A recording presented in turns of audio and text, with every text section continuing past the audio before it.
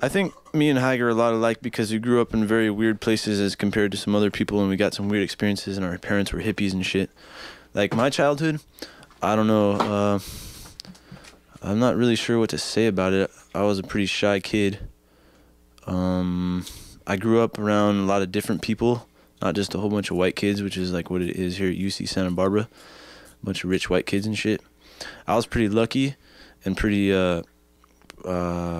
fortunate in my having food and money and shit like that, but I grew up around people who didn't have as much, and like a lot of black people and Mexicans and stuff.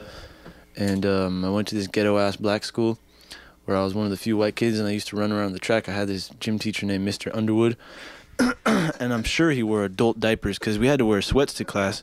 And when you're wearing sweats, you can see all the outlines of shit, and he looked like he had a big ass, right? But his legs were a little skinnier, you know? So it looked like there was like either his boxers were really thick, but this would be like on hot summer days and shit. So I figured he was wearing adult diapers. He probably couldn't control himself and whatnot. So anyway, I'd be running around the track, and he'd be like, he'd make everyone run around the track, but when he wasn't looking because he was a little senile, we would cut across the middle of the track, and he wouldn't know the difference, and he would wonder how half the kids got there twice as fast as the other kids, even though they were just as out of shape as the rest of them.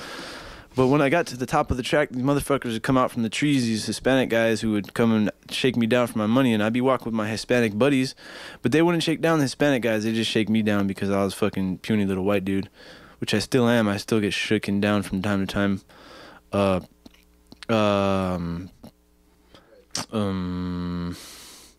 That's my childhood. Except for one time, I was in Santa Cruz because my dad was a hippie, right? And he lived in Santa Cruz for a while. We went up to visit some of his hippie friends, and they had like their hippie kids and everything. We were really young. Well, I was walking around in the backyard, and I kind of fell off of this little ledge thing, and I hit my chin on the shit, and I got 5 stitches in my chin. Well, this was Easter, and when I was in the operating room getting my stitches, they were dyeing the Easter eggs, and I came back, and they had saved me 1 egg. 1 fucking egg, when they had dyed numerous eggs. And ever since then, I've been insecure. And I had a scar on my chin, too, since then.